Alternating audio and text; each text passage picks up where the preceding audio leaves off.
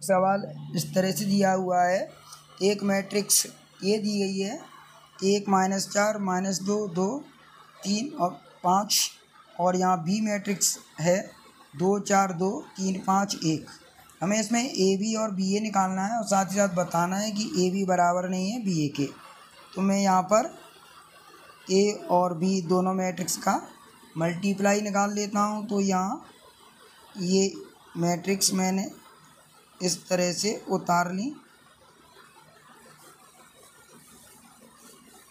ये देखिए, अब स्टूडेंट आप देख सकते हैं जो पहली मैट्रिक्स है इसमें स्तंभ 1 2 3 है, और दूसरी अगर मैट्रिक्स को देखें तो इसमें 3 पंक्तियां हैं। तो इसका मतलब इसमें स्तंभ और इसमें पंक्तियों की संख्या बराबर है, तो हम इनका मल्टीप्लाई कर सकते हैं। तो 1 का जब 2 से मल्टीप्लाई करेंगे तो 1 दूनी 2, ये -2 का 4 से करेंगे 2 चौक 8, ये 3 दूनी ये हो जाएगा 6। इसी तरीके से अब इस सेकंड रो का फर्स्ट कॉलम के साथ करना है। तो ये 4 दूनी 8 हो गया, ये 2 चौक 8 बना, यहाँ 5 दूनी 10 हो जाएगा। अब आइए फर्स्ट रो का सेकंड कॉलम के साथ करते हैं। तो 1 3 और -2 का 5 से करा तो 10, 3 का 1 से किया तो 3। इसके बाद में देखिए -4 का 3 से करेंगे तो ये 12, ये 2 का 5 से कर दिया तो 10, और 5 का जब 1 से करेंगे तो 5। तो इस तरह से यहाँ हमें मिला 6 और 2 8 हो गए, 8 से 8 कट गया तो 0, ये यहाँ 8 से 8 कट गया, ये 10 बचा है। और यहाँ पर देखिए 3 3 6 हो गए, 10 से 6 गए तो ये -4 बच गए। ठीक है, यहाँ 5 और ये 10 15, 15 से 12 गया तो ये 3 बच गया। इस तरह से ये आ गया। हमने ए बी निकाल दी, मैं इसे फर्स्ट इक्वेशन दे देता हूँ। अब मैं बी ए निकाल लेता हूँ।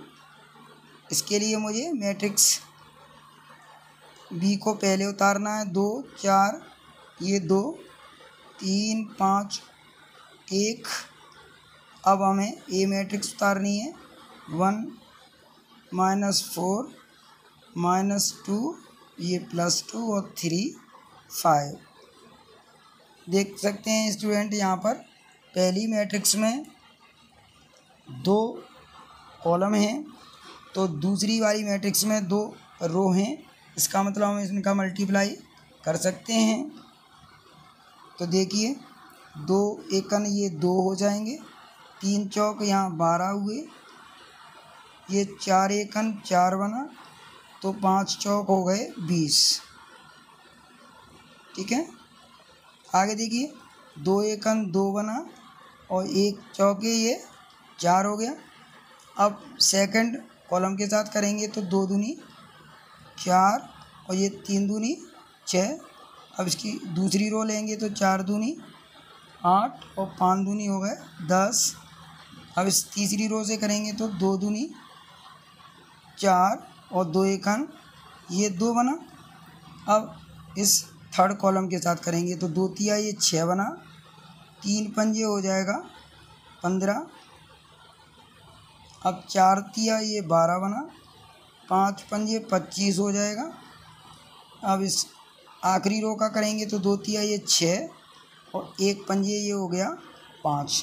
अब स्टूडेंट यहाँ पर देखें आप, 12 से अगर 2 घटा देंगे तो ये -10 बच गए, 20 में से 4 गए तो ये -16 बचे, और ये 4 में से ये यहाँ -4 हैं, +2 घटेंगे तो -2 बच जाएंगे। यहाँ 6 से 4 गए तो ये +2, 10 से 8 गए तो ये भी +2, और ये -4 से +2 घटेंगे तो ये -2 बच जाएंगे। ये 15 और 6 21 हो जाएंगे।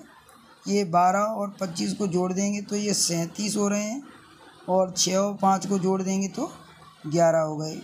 स्टूडेंट हमने ए और बी दोनों निकाल दिए जो उसने पूछा था हमें। अब यहाँ स्पष्टता एक चीज़ और पूछी थी कि क्या ए और बी की वैल्यू सेम है। तो आप समीकरण 1 और 2 को देख के लिख सकते हैं। फ्रॉम इक्वेशन 1 एंड 2, समीकरण 1 व 2 से यहाँ स्पष्ट है कि ए बी का मान बी ए के बराबर नहीं आया है, ठीक है, और ये हमें इसमें प्रूफ करना था। तो यहाँ ध्यान देने वाली बात है स्टूडेंट कि अगर हम दो मैट्रिक्स का, जैसे ए और बी मैट्रिक्स हैं, तो ए गुणा बी अगर निकालते हैं तो इसकी जो वैल्यू आ रही है ए गुणा बी की, और वो बी गुणा ए की वैल्यू के बराबर कभी नहीं आती। अर्थात हम ऐसा कह सकते हैं कि दो आव्यूह क्रम विनिमय के नियम का पालन नहीं करते हैं, यानी कि कम्युलेटिव जो लॉ होता है वो इसमें फॉलो नहीं होता है, ठीक है। तो उम्मीद है आपको ये सवाल अच्छे से समझ में आ गया होगा। धन्यवाद।